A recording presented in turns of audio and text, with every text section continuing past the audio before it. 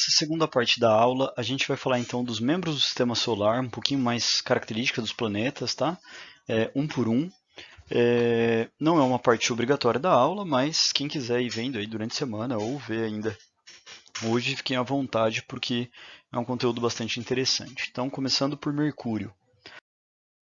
Mercúrio é o planeta mais próximo do Sol, marcado por crateras, e toda vez que a gente tem um astro marcado por cratera, indica falta de atmosfera, tá, pessoal? Assim como a Lua, todas essas crateras em Mercúrio indicam falta de atmosfera. Quando eu tenho atmosfera, quando o meteoro entra na atmosfera, ele queima e acaba não acertando tanto a atmosfera.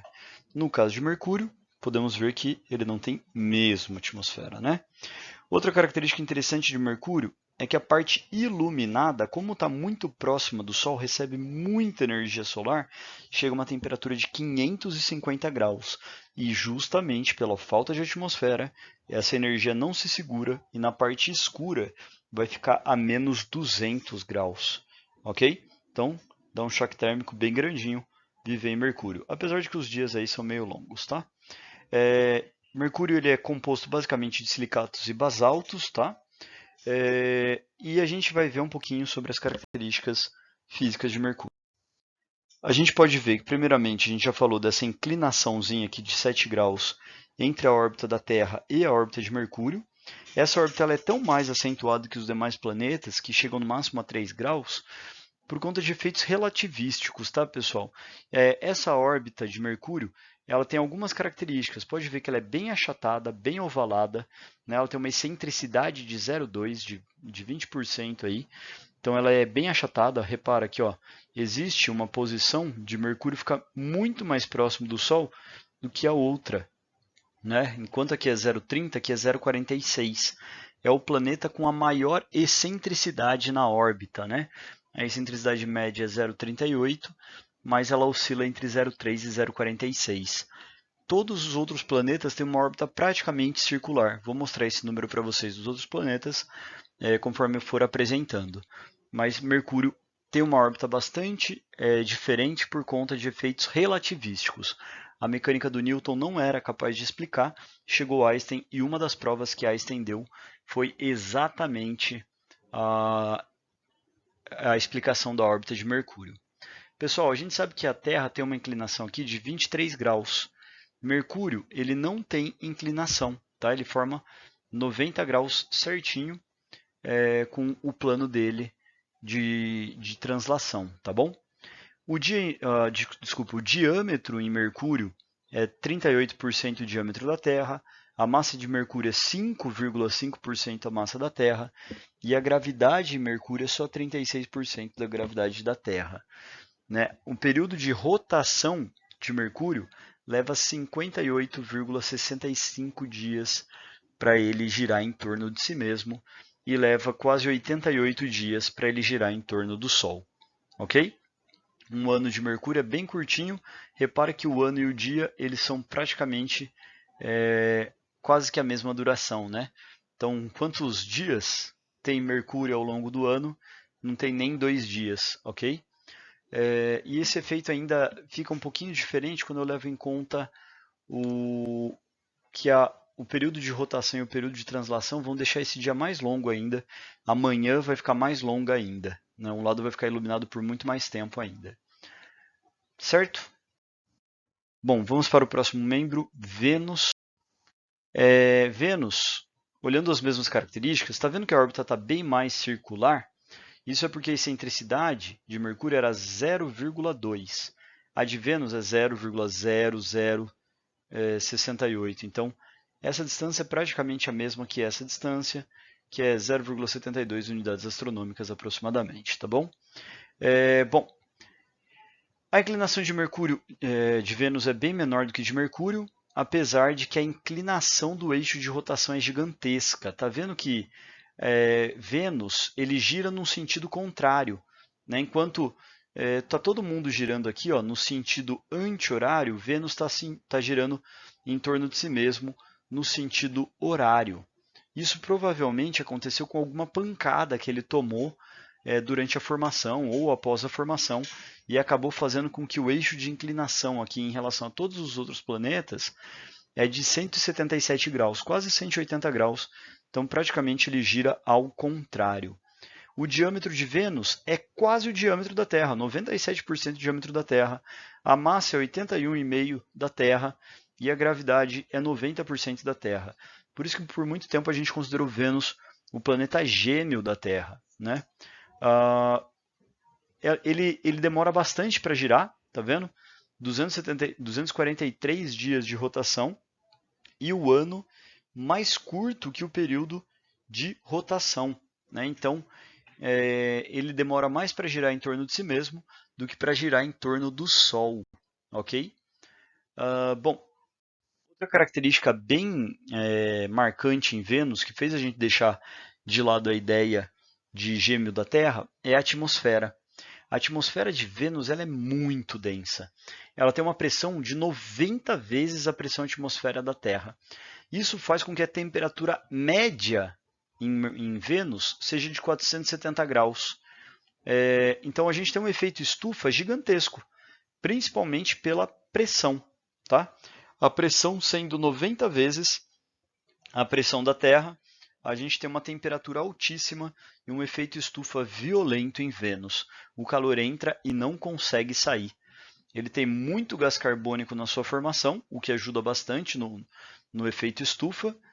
Apenas 3% de nitrogênio e um pouquinho de vapor de água, além do seu interior ser feito também de silicatos e basaltos, assim como mercúrio.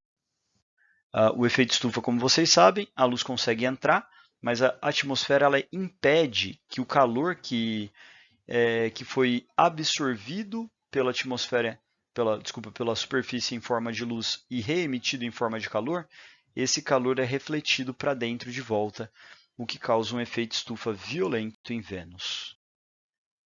Chegamos na Terra, planeta Terra que tem a sua atmosfera com 78% de nitrogênio, 21% de oxigênio, 1% de vapor d'água, argônio, que é um gás nobre, né? E gás carbônico também está bastante presente aí dentro da porcentagem restante, ok? O interior também feito de silicatos e basaltos. As características da Terra, a rotação da Terra é aproximadamente 24 horas, dá um pouquinho menos, tá, pessoal? A gente está acostumado com 24 redondinho. E o ano é 365,25, esse 0,25 é o que causa o ano bissexto. O eixo de inclinação, como a gente havia dito, é de 23,5 graus. E a Terra também tem uma órbita bastante arredondada, praticamente circular, com 0,0167. Então, enquanto a distância média de uma unidade astronômica, no ponto mais próximo é 0,98, no ponto mais distante é 1,1, quase 1,2. Né? O diâmetro da Terra é de quase 13 mil quilômetros. A massa da Terra é de 5,97 sextilhões de toneladas. Tá? É muito grande esse número.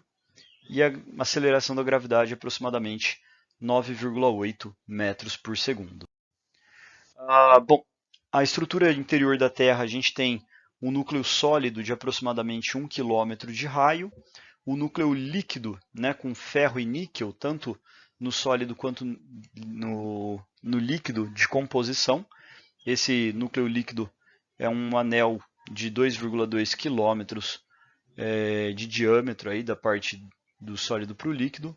O manto, que é a parte já líquida de silicatos, né, de quase 3 km, e uma crosta finíssima, finíssima, finíssima, de 20 a 50 km, com um oceano que no máximo entra aqui 5 km para dentro. Tá? Repara que a gente está falando aqui do raio da Terra, que dá aproximadamente 6,3, 6,4 km. A gente tem essa distribuição da composição interna da Terra. Ok? Pode ver que a crosta onde a gente está é só uma lasquinha, né? A gente está falando em milhares de quilômetros, está totalmente fora de escala. Essa crosta ela é bem menor do que está aparecendo aí ainda. Vamos falar um pouquinho da Lua. A Lua, também feita de silicato e basalto. A gente já comentou isso daqui na aula de distâncias do Sistema Solar. Que se a Terra tivesse a 1 centímetro, a Lua, se a Terra tivesse 1 centímetro de tamanho, a Lua estaria a 30 centímetros de distância da gente, e a Lua ela tem aproximadamente um quarto, um quinto de diâmetro da Terra. Um quarto aqui, né, 0,27, quase que 0,25, um quarto de diâmetro da Terra. A massa da Lua é bem menor do que da Terra, é 1,81 avos da massa da Terra, então ela é bem mais leve que a Lua, que ela tem um formato levemente ovalado dessa forma, tá? Que está extremamente exagerado. Não é verdade que é dessa forma. Mas como a Lua tem um núcleo sólido, ela tem esse formato meio ovalado, com que faz com que essa região esteja sempre voltada para a Terra e essa região sempre voltada contrária à Terra. Então, o período de translação e de rotação da Lua, eles são aproximadamente 27, quase 28 dias. Eles coincidem. E a gente vai ter sempre este mesmo lado virado para a Terra, como se fosse uma peteca. Né? A peteca ela sempre cai para baixo, com essa parte não com as penas, porque para baixo está o campo gravitacional. A Lua também, como ela tem o campo gravitacional sempre apontado para a Terra, a força gravitacional, essa parte vai estar sempre virada para a Terra. Um pouco por conta desse formato, né, em relação ao núcleo já ter solidificado, e também por conta de isso gerou devido ao movimento de rotação e de translação estarem casados, tá bom?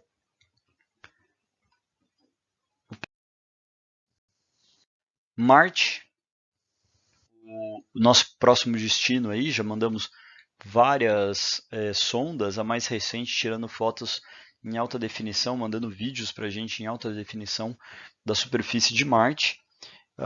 E a gente tem aí a temperatura na parte iluminada com 20 graus aproximadamente e a parte não iluminada abaixo de 140 negativo, né? Muitas crateras, tanto feito por impactos, mas também temos alguma atividade vulcânica em Marte, tá? Marte possui 2 pequenos satélites, repara que eles têm quilômetros, não é nem milhares de quilômetros, eles são pequenos asteroides que estão junto com Marte, eles não têm nem formato esférico direito, mas como eles circundam Marte, eles são satélites, tá?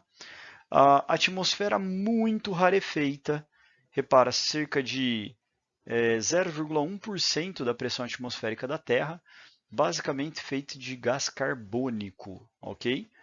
O interior dele feito de silicatos e basaltos também. Marte é um pouquinho achatado a órbita de Marte, mas muito pouquinho. Mas isso faz com que tenha uma diferença de 0,2, 0,3 aqui entre o ponto mais distante do Sol e o mais afastado do Sol, tá? Durante a órbita total. Olha o período de rotação de Marte, é quase igual ao da Terra, 24 horas, quase 25 horas aí. O diâmetro de Marte é 50% do diâmetro da Terra, a massa de Marte é 1/10 da massa da Terra e a gravidade é 38% a gravidade da Terra, ok? O eixo de inclinação é bem parecidinho com o da Terra também, de 25 graus, e ele tem esse afastamento angular em relação à eclíptica, como a gente tinha visto anteriormente.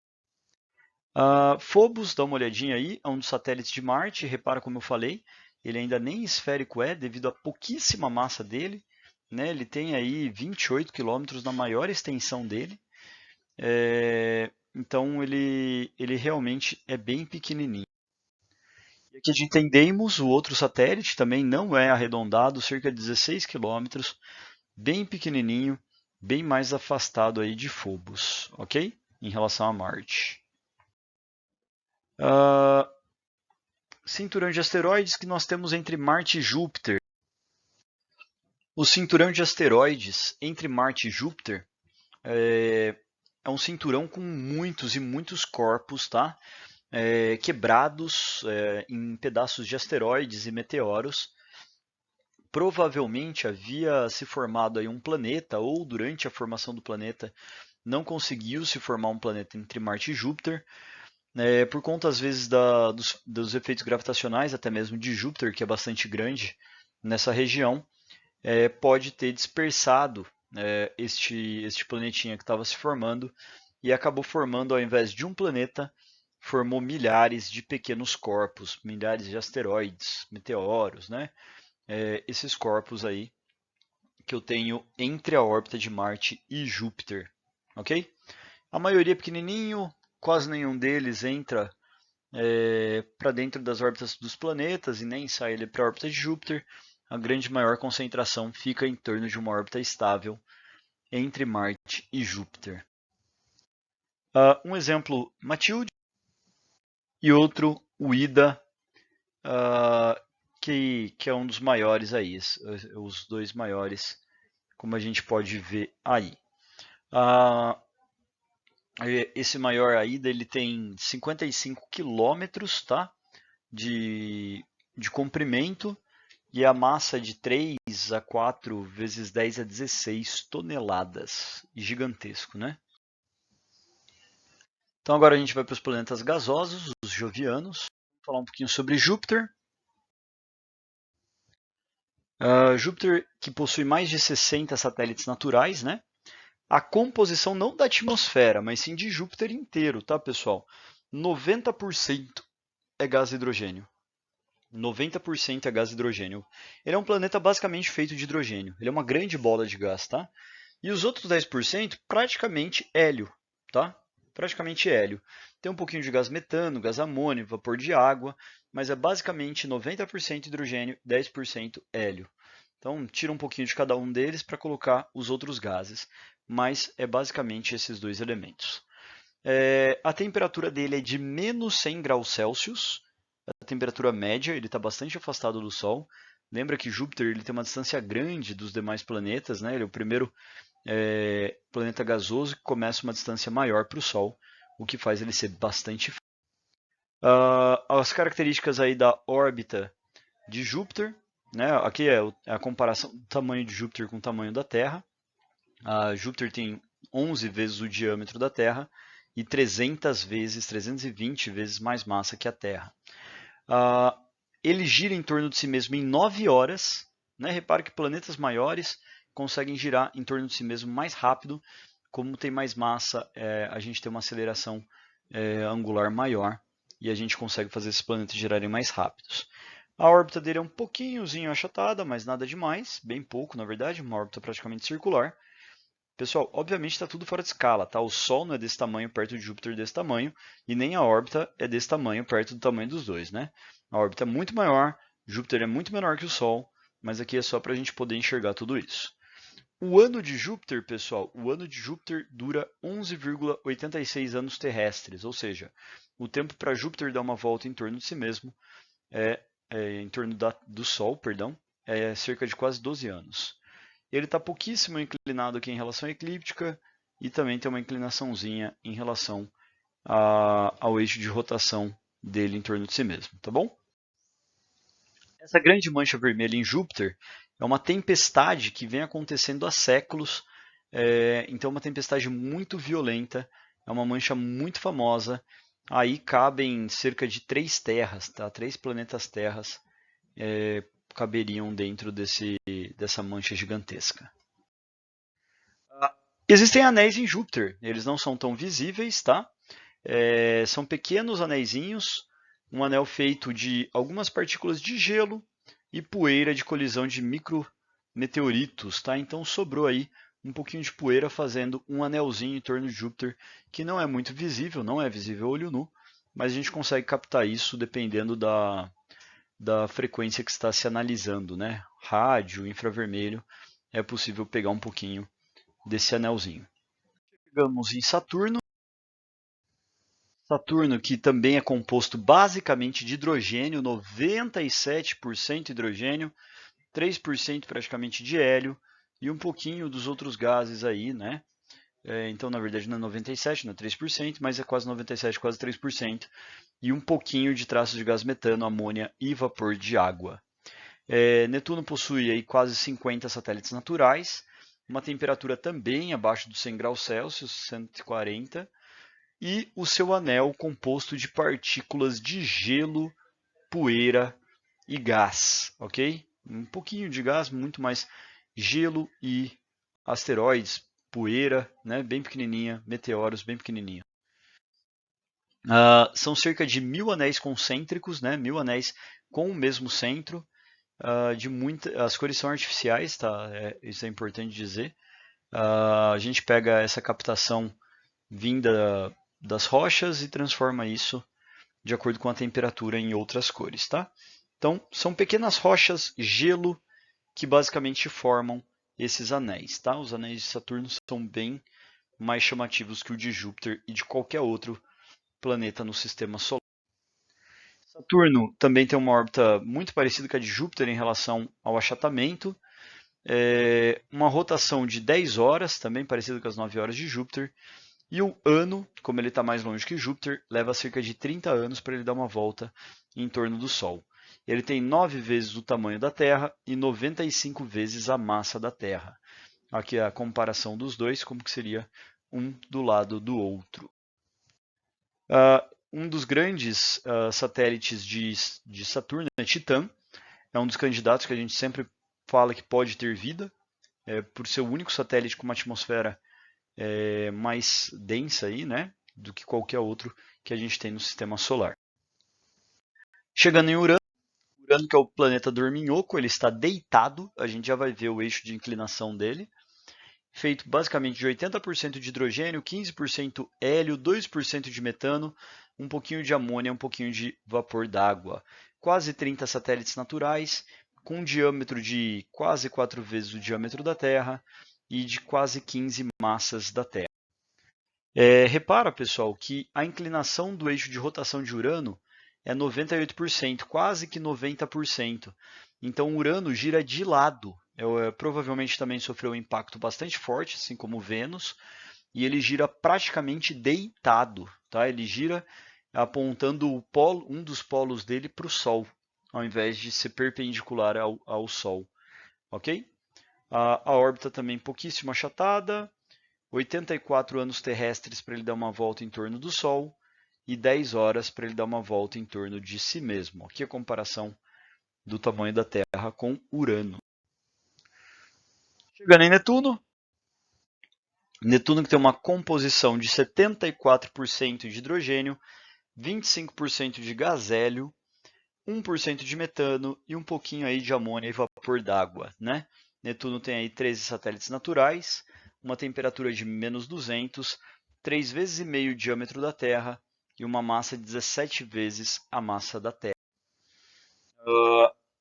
Ele tem a órbita menos achatada de todos, tá? É praticamente esférica, né? Praticamente a mesma distância do Sol o ano inteiro. Ele leva 15 horas para girar em torno de si mesmo e 165 dias para girar em torno 165 anos para girar em torno do Sol, não dias, tá? 165 anos para girar em torno do Sol. Bom, pessoal, eu vou encerrando por aqui.